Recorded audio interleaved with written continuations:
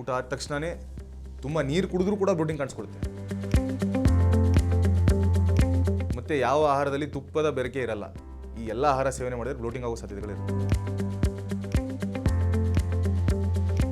ಈಗ IBS ಇದೆ already, ಅವ್ರು ಏನು ತಿಂದರೂ ಬ್ಲೋಟಿಂಗ್ ಆಗುತ್ತೆ.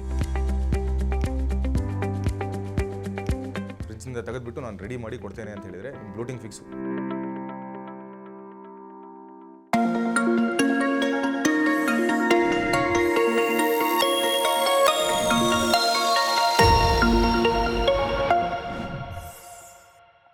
ನಮಸ್ಕಾರ, ನೀವು ನೋಡ್ತಾ ಇದ್ದೀರಾ ವಿಸ್ತಾರ ಹೆಲ್ತ್ ಯೂಟ್ಯೂಬ್ ಚಾನಲ್. ನಾನು ಅಪೇಕ್ಷಾ ಜೈನ್. ವೀಕ್ಷಕರೇ, ಇವತ್ತಿನ ಕಾರ್ಯಕ್ರಮದಲ್ಲಿ ಬ್ಲೋಟಿಂಗ್ ಅಥವಾ ಹೊಟ್ಟೆಯುಬ್ಬರದ ಬಗ್ಗೆ ಮಾಹಿತಿ ನೀಡೋದಕ್ಕೆ ನಮ್ಮ ಜೊತೆಗಿದ್ದಾರೆ ಖ್ಯಾತ ಆಯುರ್ವೇದ ತಜ್ಞ ಡಾಕ್ಟರ್ ಶರತ್ ಕುಲಕರ್ಣಿ ಅವರು. ಸರ್ ನಮಸ್ಕಾರ. ನಮಸ್ಕಾರ. ಸೊ ನನ್ನ ಫಸ್ಟ್ ಕ್ವೆಶನ್ ಏನು ಅಂತ ಹೇಳಿದ್ರೆ, ಈಗ ಹೊಟ್ಟೆ ತುಂಬಿದ ಅನುಭವ ಆಗ್ತಿದೆ, ತುಂಬ ತಿಂದ್ಬಿಟ್ವಿ ಅಂತಾದಾಗ ತುಂಬ ಜನ ಸೋಡಾ ಕುಡಿತಾರೆ.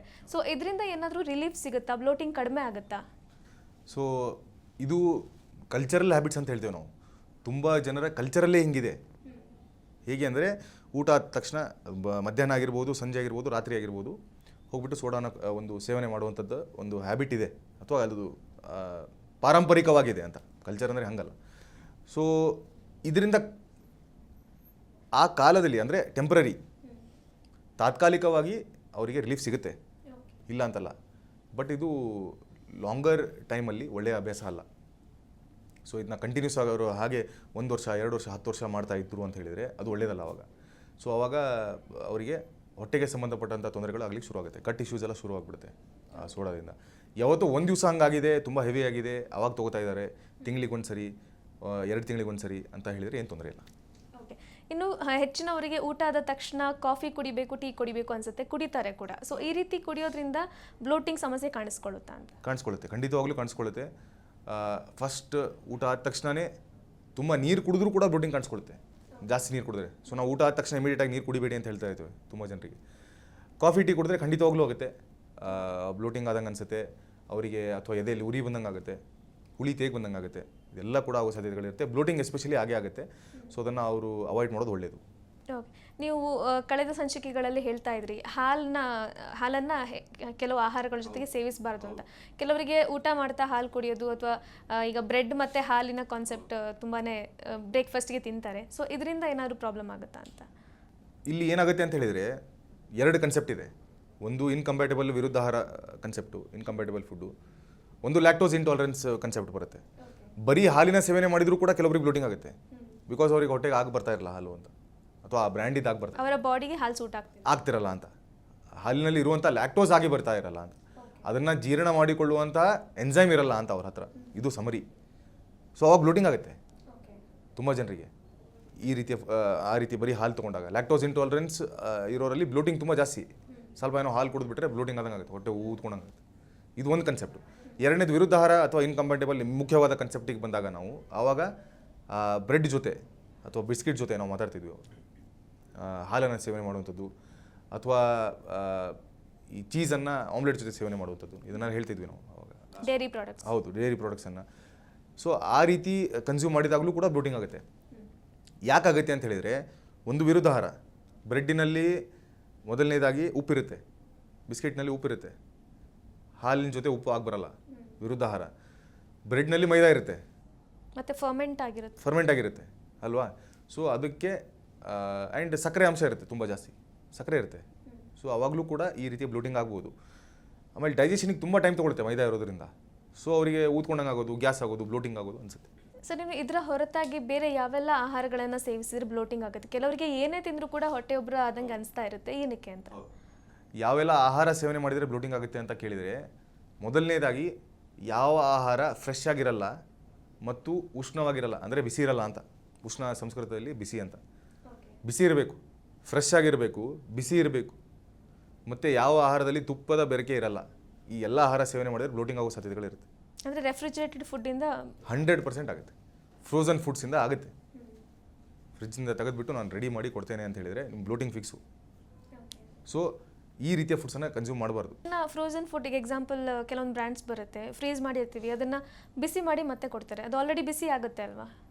ಬಿಸಿ ಆಗುತ್ತೆ, ಬಟ್ ಅದು ಮುಂಚೆ ಬಿಸಿ ಮಾಡಿ ಫ್ರೋಸ್ ಮಾಡಿರ್ತಾರಲ್ವ, ಫ್ರೀಸ್ ಮಾಡಿರ್ತಾರೆ, ಮತ್ತೆ ತಿರ್ಗಾ ಬಿಸಿ ಮಾಡ್ತೀರಾ ನೀವು. ಸೊ ಅಲ್ಲಿ ಫ್ರೆಶ್ ಅನ್ನುವ ಕನ್ಸೆಪ್ಟ್ ಕ್ವಶನ್ ಮಾರ್ಕ್ ಬಂದುಬಿಡುತ್ತೆ.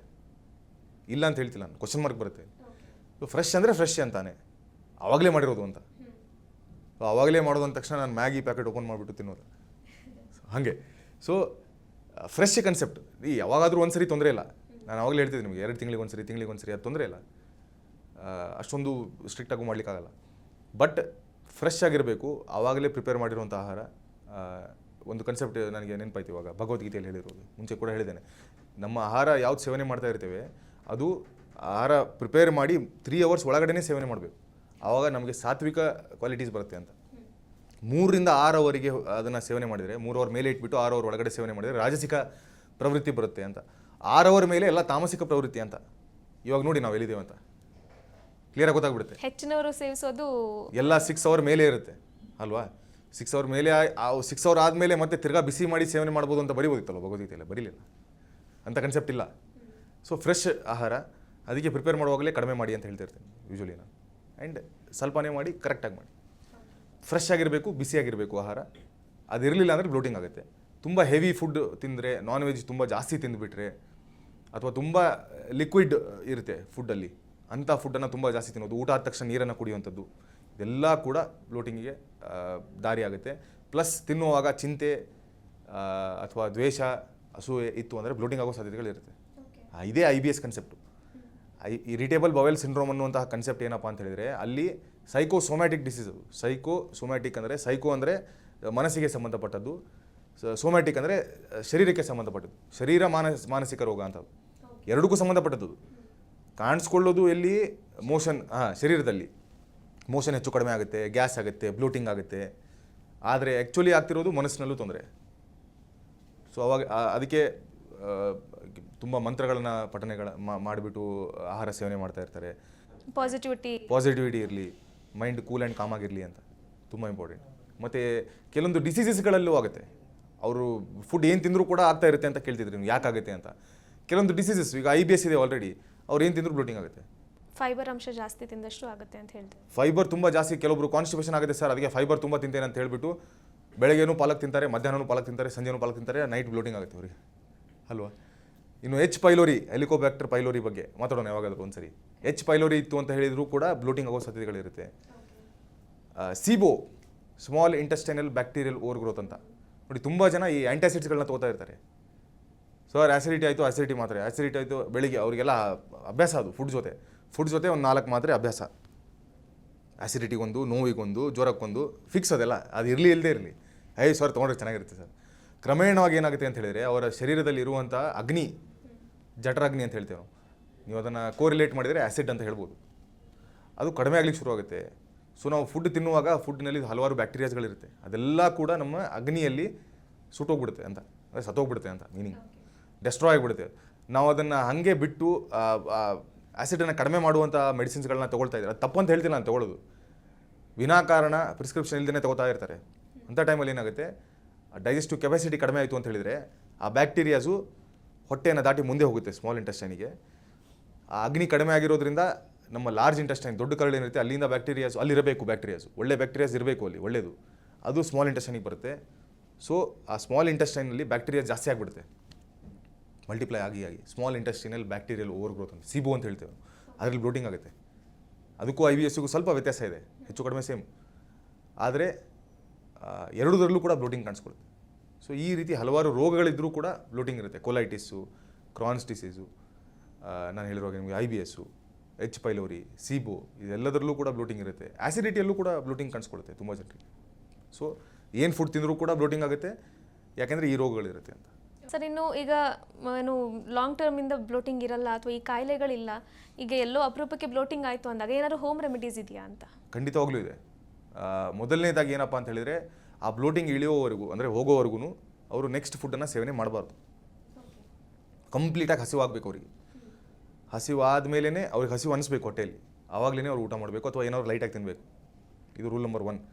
ರೂಲ್ ನಂಬರ್ 2 ಏನಪ್ಪ ಅಂತ ಹೇಳಿದರೆ, ಅವರು ಒಂದು ಅರ್ಧ ಸ್ಪೂನಷ್ಟು ಮೆಂತೆಕಾಳು, ಒಂದು ಅರ್ಧ ಸ್ಪೂನಷ್ಟು ಅಜ್ವೈನ್ ಕಾಳನ್ನು ಅವರು ಬಿಸಿ ನೀರಿನ ಜೊತೆ ಸೇವನೆ ಮಾಡಿಬಿಟ್ರು ಅಂತ ಹೇಳಿದರೆ, 1 ಗ್ಲಾಸ್ ಬಿಸಿನೀರು ಎನಿ ಟೈಮ್ ಬ್ಲೋಟಿಂಗ್ ಅನಿಸ್ತಿದೆ ಅಂತ ಹೇಳಿದರೆ, ಒಂದು ಅರ್ಧ ಗ್ಲಾಸ್ ಬಿಸಿನೀರಿಗೆ ಅದನ್ನು ಸೇರಿಸ್ಬಿಟ್ಟು ಸೇವನೆ ಮಾಡ್ಬೋದು. ಅಥವಾ ಆ ಕಾಳನ್ನು ನಾವು ಬಾಯಲ್ಲಿ ಹಾಕಿಬಿಟ್ಟು ಅರ್ಧ ಗ್ಲಾಸ್ ಬಿಸಿನೀರನ್ನು ಸೇವನೆ ಮಾಡಿದರೂ ಕೂಡ ಸಾಕು. ಆವಾಗಲೂ ಕೂಡ ಈ ಬ್ಲೋಟಿಂಗ್ ರಿಲೀಸ್ ಆಗಲಿಕ್ಕೆ ಶುರು ಆಗುತ್ತೆ. ಸೊ ಸ್ಲೋ ಆಗಿ ರಿಲೀವ್ ಆಗಿಬಿಡುತ್ತೆ, 1 ಅವರಲ್ಲಿ ರಿಲೀವ್ ಆಗುತ್ತೆ. ಇಲ್ಲ ಸರ್ ಇದೆಲ್ಲ ಬೇಡ, ನನಗೆ ಇಷ್ಟ ಇಲ್ಲ ಇದು ಮಾಡೋದು ಅಂತ ಹೇಳಿದರೆ ಅವರು ನಮ್ಮ ಹಳೆಯ ಕನ್ಸೆಪ್ಟ್ ಏನು, ಶುಂಠಿ ಮತ್ತು ಉಪ್ಪು, ಚಿಕ್ಕ ಶುಂಠಿ ಒಂದು ಪೀಸು, ಒಂದು ಸ್ವಲ್ಪ ಉಪ್ಪು ಅದಕ್ಕೆ ಹಾಕ್ಬಿಟ್ಟು ಚೆನ್ನಾಗಿ ಅದನ್ನು ಅಗಿಬೇಕು. ಅದನ್ನು ಅಗದ್ಬಿಟ್ಟು ತಿನ್ಬೋದು ಅಥವಾ ಉಗಿಬೋದು ಅದನ್ನು. ಆವಾಗಲೂ ಕೂಡ ಬ್ಲೋಟಿಂಗ್ ಕಡಿಮೆ ಆಗುತ್ತೆ. ಇದು ಯಾವುದೂ ಬೇಡ ಸರ್, ವಿದೌಟ್ ಏನು ತಿಂದೇನೆ ಹೇಳಿ ಅಂತ ಹೇಳಿದರೆ ಒಂದು 15ರಿಂದ 20 ನಿಮಿಷ ವಜ್ರಾಸನದಲ್ಲಿ ಕೂತ್ಕೊಂಡ್ಬಿಟ್ಟು ಒಂದು ಚಿಕ್ಕ ಕಪ್ಪಿನಲ್ಲಿ ಅಥವಾ ಒಂದು 30ರಿಂದ 40 ml ಅಷ್ಟು ಬಿಸಿ ಬಿಸಿ ನೀರನ್ನು ಅವ್ರು ಸೇವನೆ ಮಾಡಿಬಿಟ್ರು ಅಂತ ಹೇಳಿದರೆ ಬ್ಲೋಟಿಂಗ್ ಕಡಿಮೆ ಆಗುತ್ತೆ. ಬ್ಲೋಟಿಂಗ್ಗೆ ಯಾವುದೆಲ್ಲ ಹೋಮ್ ರೆಮಿಡೀಸ್ ಇದೆ, ಯಾವ ರೀತಿ ನಾವು ಅದನ್ನ ಕಂಟ್ರೋಲ್ ಮಾಡ್ಕೋಬಹುದು ಅನ್ನೋದ್ರ ಕುರಿತು ಸಾಕಷ್ಟು ಮಾಹಿತಿಯನ್ನು ತಿಳಿಸಿಕೊಟ್ರಿ. ಧನ್ಯವಾದ. ಧನ್ಯವಾದ. ಇದಾಗಿತ್ತು ಈ ಹೊತ್ತಿನ ವಿಶೇಷ. ಇನ್ನಷ್ಟು ಆರೋಗ್ಯ ಸಲಹೆಗಳಿಗಾಗಿ ನೋಡ್ತಾ ಇರಿ ವಿಸ್ತಾರ ಹೆಲ್ತ್ ಯೂಟ್ಯೂಬ್ ಚಾನೆಲ್. ಅನುಕ್ಷಣದ ಸುದ್ದಿಗಳಿಗಾಗಿ ವಿಸ್ತಾರ ನ್ಯೂಸ್ ಯೂಟ್ಯೂಬ್ ಚಾನೆಲ್ ಸಬ್ಸ್ಕ್ರೈಬ್ ಮಾಡಿ. ಹೊಸ ಸುದ್ದಿಗಳ ನೋಟಿಫಿಕೇಶನ್ಗಾಗಿ ಬೆಲ್ ಐಕಾನ್ ಕ್ಲಿಕ್ ಮಾಡಿ. ಲೇಟೆಸ್ಟ್ ಅಪ್ಡೇಟ್ಸ್ಗಾಗಿ www.vistaranews.com ವೆಬ್ಸೈಟ್ಗೆ ವಿಸಿಟ್ ಮಾಡಿ. ಅಂಗೈಯಲ್ಲೇ ಜಗತ್ತಿನ ಸುದ್ದಿ ತಿಳಿಯಲು ವಿಸ್ತಾರ ನ್ಯೂಸ್ ಕನ್ನಡ ಆಪ್ ಡೌನ್ಲೋಡ್ ಮಾಡಿ.